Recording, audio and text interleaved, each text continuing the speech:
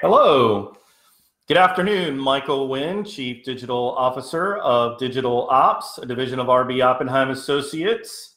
Welcome to the Digital Marketing Podcast and video, where we discuss digital marketing tactics to help grow your business.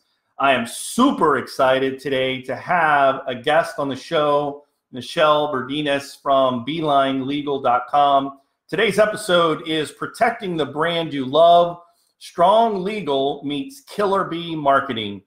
Michelle, thank you so much for joining the show today. Hey, good to be here.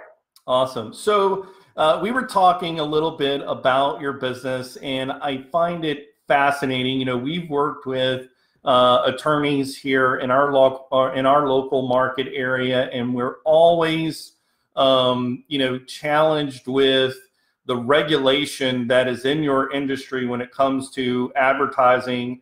And so I think that really kind of sets up how you got started with BeelineLegal.com and really kind of what prompted you to start the business. But I guess let's start with, what do you do and why are you different?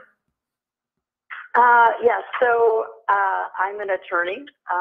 My practice now is pretty much entirely focused on my trademark practice, and so I'm a trademark attorney. And what's different about me is that I've taken everything that I've learned about trademark law over a quarter of a century, and I've turned it into an expert system, put the whole thing online so that lots and lots of people can use my brain at the same time. That's fantastic. That's like you're the TurboTax for trademark services. That's what I am. Yeah. So, trademark infringement? No, just kidding. We're good. Right, for sure. Now, you told me that you're seeing a really a big part of the people that you provide services to are really startups. Tell me why you think startups feel comfortable coming to you, and how do they come to you? Yeah, I think the reason, obviously the price point is key. So it's flat fee at about a fifth of the cost when I used to bill by the hour. So startups are obviously very, very cost conscious, and I think that's part of what drives them. But startups also tend to be people who are very comfortable interacting with technology. So people come to me rather than the way you would normally work with a lawyer, where we would get on the phone or we would talk in person and you come to my office and I send you a piece of paper with an engagement letter. You go to my website, you pick a package, you get started. Everything is taken care of through the website. So particularly if startup is your side gig and you need to do it at 2 o'clock in the morning or at 1 o'clock on a Sunday afternoon, it's there. We don't need to be working at the same time. You do your bit, I'll do my bit. You do your bit, I'll do my bit. And so it's accessible, and there's a lot of people who don't like interacting with people so much, and the website is good for that. There's also people who just don't want to interact with an attorney because we're scary and we're condescending and we're mean and we use big words that you don't understand. So, it just takes that whole scariness and ickiness level away from working with a lawyer. Yeah, and as you kind of tell the story, I can imagine, a company or an entrepreneur that, has been thinking about starting a new business. I mean, there are plenty, it doesn't really matter if you're 25 or 55, there are plenty of companies that are being started today, as side hustles or, secondary brands to, an existing business. And you're right. I think they're, afraid that, trade secrets are going to, get out or something, or, the cost is just going to be, especially if it's a second, like a side hustle, so like they're literally going to take money out of their savings account. But literally, like, I'm looking at your website and like your base package just starts at $149, scales up to, $5,000 depending on, what all you need. And that definitely, I can see where that's very approachable. And like I think you shared before we got online, and I could really empathize with this pain point of, I have a question. I really want to pick up the phone and ask my attorney, but I'm terrified that the question I'm going to ask takes 20 minutes and I'm going to get billed $200 for the call. Right, and it's interesting. I mean, every one of those packages, you have the ability to go into your portal and make an appointment and talk to me. Every one of them. And when I put that capability in there, everybody was like, "Oh, geez, oh man, this is crazy. You know, it's going to like go over the top. You're going to spend all your time doing that." Almost never. Literally, almost never. And part of that comes from the fact that I've been in this area for so long. I already know all the questions everybody's going to ask. So I make sure to address all of those questions as you go through the process online. So I already, if you anticipate people's needs and where they need hand-holding, and you provide some of that hand-holding online, and when they get to the end of the process, they feel like all of their questions have been answered, they're not going to keep calling you on the phone. And so that's there, and anyone can call, any Beeline client can call me anytime, but people, it's not a big deal for me. I'm happy to answer their call. I want them to be happy, so I'm happy to be able to take those calls. I would imagine you have a pretty wide variety of market segments, but are you seeing any trends at all in terms of types of services or business groups at all? Not really, because I'm really industry agnostic. I mean, I'm in New York, so I got a lot of I used to practice in Colorado, so I have way more fashion clients, food, restaurant, and prepared food clients than I used to have. But it's everything. I've got nonprofits, I've got pharmaceuticals, I've got sporting goods, I've got consumer goods, I've got services. You name it, I'm in that industry, and that's actually part of what makes trademark work so fun, because you sort of learn a little bit about every industry. Right, it keeps it interesting. Yeah. So I mean, you really had to, you shared with me you started this, launched the website in 2015. So you've been going for a few years, but tell me about, what was the impetus of really changing your business model? Because I think that, a lot of businesses that listen to the program and to the show, they really struggle with the status quo. This is the way it's always been in our industry. If we deviate outside of it, we're going to be at great risk of losing clients or have a brand reputation crisis moment. Tell me about that process. How did you go through that? Yeah, and man, if there's an industry that's mired in the old way of doing things, it's legal services. I mean, attorneys, the billable hour model it's been centuries. That's what lawyers do, right? We bill you by the quarter hour, and here it is, and we never tell you up front how much we think something's going to cost, or certainly don't guarantee that it's going to cost only that much. So it's a very scary process for people. And one of the big pushes for me was that trademark clients, I wanted them to come to me at the beginning, right, before they launch. So that when I say to them, "Oh, you can't use that trademark," it's painful. They still have to redo their business cards and buy another domain name and redo all their marketing materials. But that's a way more painful thing 2 years after launch. And that's when they were coming to me, because that's when they got the cease and desist letter. And so I kept thinking, well, how can I get these people earlier? How can I get them before the bad thing happens? And I realized one of the things you could do is make it more accessible by putting it online, but also reducing the cost and telling them up front how much it's going to be, right? If you know, and as you go through the prices on my site are just my fees, but there's also trademark office fees. As you go through the process on the screen, up on the right-hand corner, it's telling you every step of the way what the trademark office fees are going to be, right? Because depending on the way you answer a question, that might increase the trademark office fees. So it's keeping a running tally. You can say, oh, I made that decision, and now I see that's going to cost me more. So by telling people up front, this is how much it's going to be, and by bringing that price point down, I get my clients at a point where I can prevent a problem instead of solving a problem, which it's expensive to solve problems. So that was kind of what drove it. I really want to get it. I want to get people in this process earlier. And doing that by the old, let's build them by the quarter hour thing was just never going to work.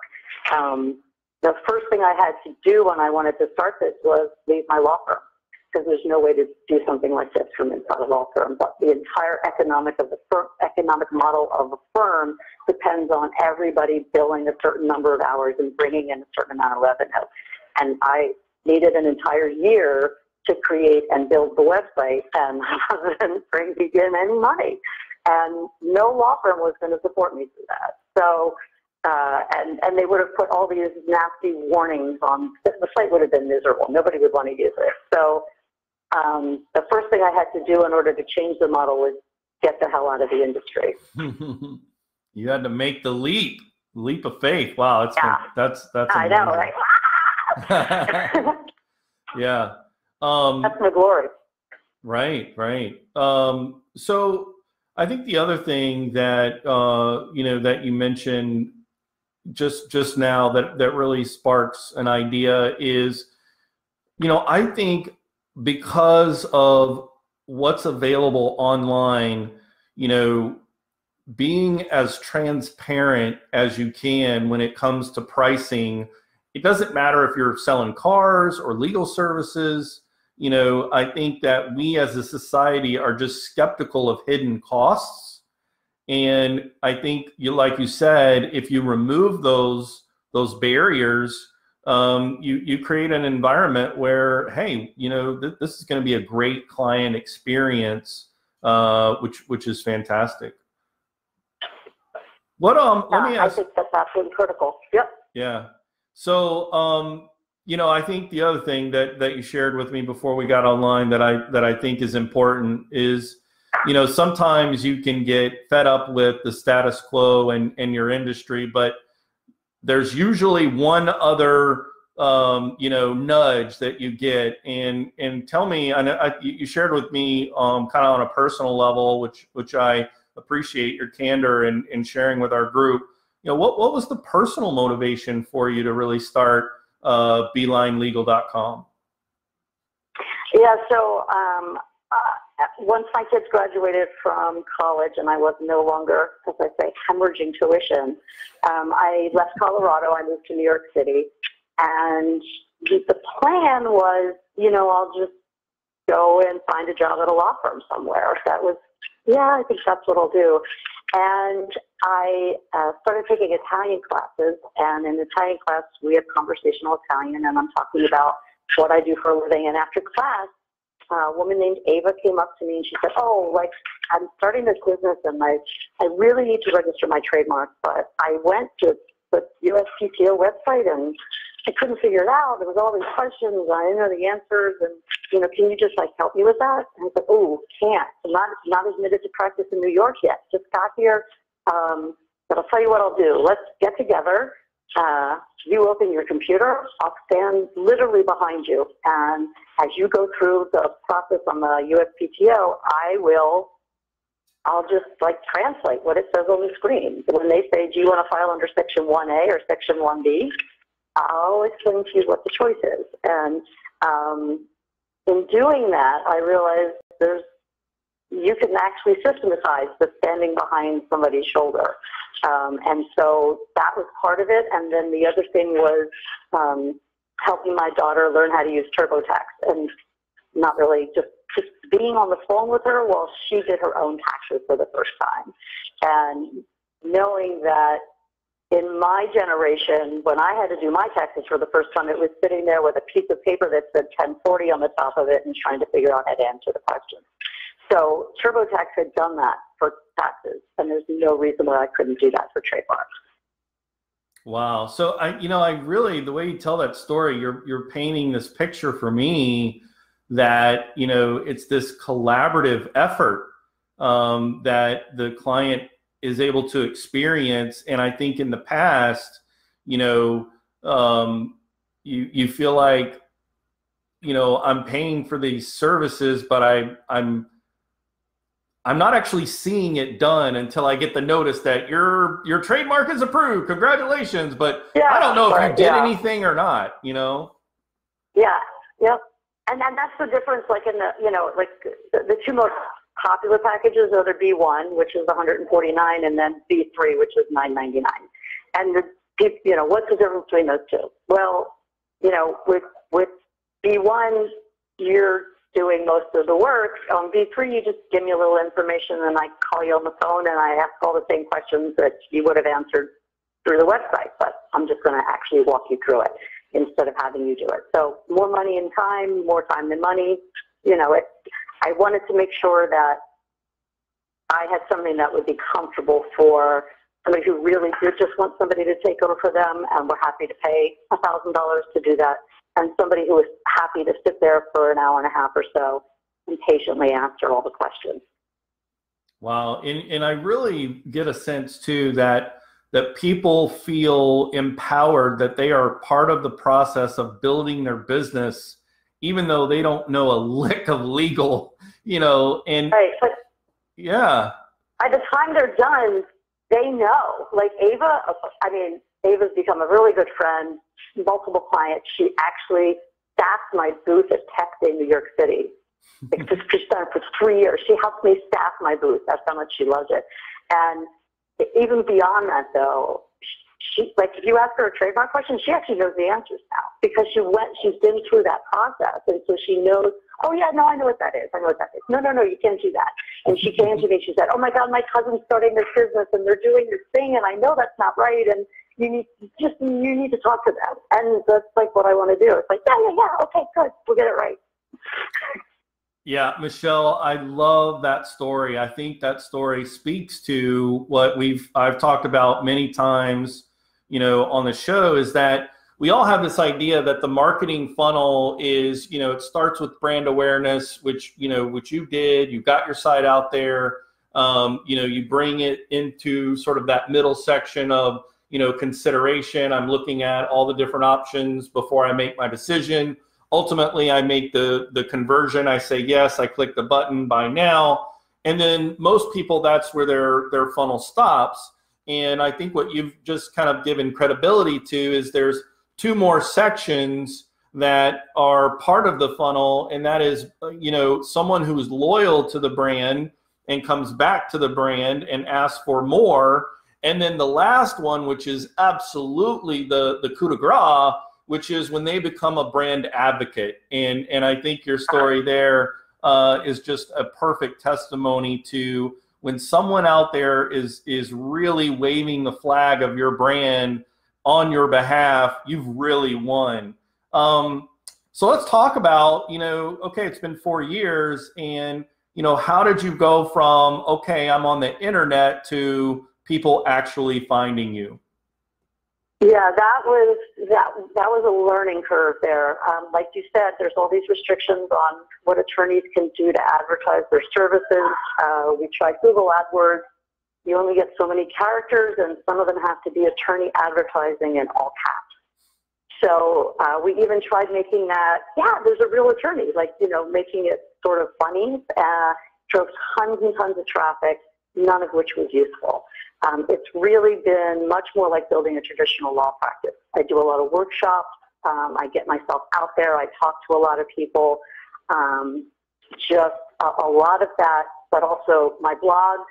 I walk down the street and I see a horrific example of a trademark. I take a picture of it and I tweet it out to my trademark geeks that are now out there and looking for me. Long topics, I never have to come up with them anymore. People send me emails and ask me questions, which is awesome. And even LinkedIn and Facebook, when I use those, I'm typically trying to give an example, teach a lesson.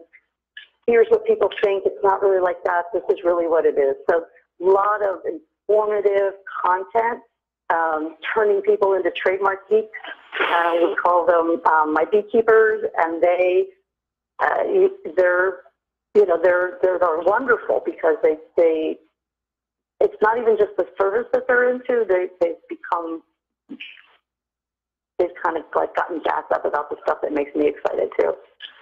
Yeah, I was checking out your Twitter profile, and I love some of the.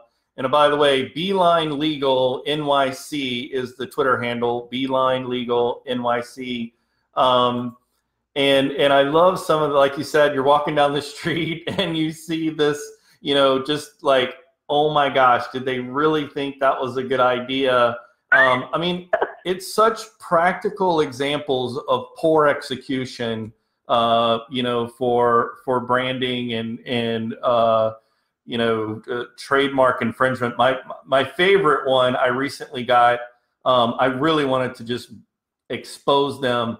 An automotive group here locally, they had a contest that was a Amazon gift card, like come out for a test drive, you'll get an Amazon gift card. But the whole packaging, they literally just, they took the word amazing and styled it with a little kind of circle underneath. It looked like, I thought it was literally Amazon telling me that they were going to give me a gift card. I should have brought it. It would have been a great example. I could have put it up. Yeah. I actually, because I see stuff like that, I actually contact general counsel. I send them a picture because it's like, oh God, no.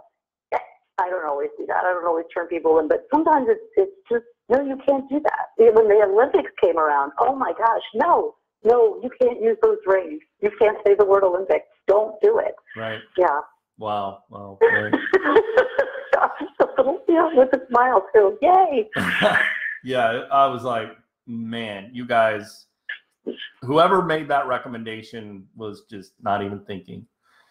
Michelle, is there any last thing that you want to share with the folks that are tuned in today, that maybe they're a CEO of their company, maybe they're thinking about starting a company, maybe they're an in-house marketing person, or maybe they're with a marketing agency, or they're a vendor that provides services to help businesses grow? What advice would you give them just as a last takeaway? Whatever business you're in, your brand is an absolutely critical part of the foundation, right? And if that isn't absolutely 100% solid, if you get that right at the very beginning, you pick a brand that's going to grow with you as the market changes, as your offerings change, and it's strong from a legal point of view and it's strong from a marketing point of view. If you nail that at the beginning, you never have to think about it again, and it supports anything and everything you want to build your company to be. The examples I love using, I always tell people, oh, that's kind of a Radio Shack problem there. If you call yourself radio and then nobody buys radios anymore, it's going to be really hard for you to transition into the next thing. Dress barns just shut down because people don't want to buy dresses in barns. And Amazon, if Amazon had called itself Books Online, where would they be? Which isn't, that there was a bigger vision there and a bigger understanding of what that company was going to be. So we're not just going to sell books forever. So let's not narrow ourselves down to just that one thing, which is why my business is called Beeline. I might do a module for copyright registration. I might do a module for formation. I can do anything I want on that site, and it's really just about getting it done for people. So get that right at the beginning. Get it right from a marketing point of view. Hire a company to help you pick a good brand. Get with a lawyer. Make sure that brand is available. Make sure that it's stronger than a cardboard sword in a windstorm. Get it right, and you'll be so happy, and you'll never get a cease and desist letter. That's great. All right, Michelle Berdinas from BeelineLegal.com. Thank you so much for joining the show today. Again, my name is Michael Wynn. I'm the Chief Digital Officer of Digital Ops, a division of RB Oppenheim Associates. I hope you guys have a great weekend, and we'll see you on Monday. Thanks again, Michelle. Bye. Thanks.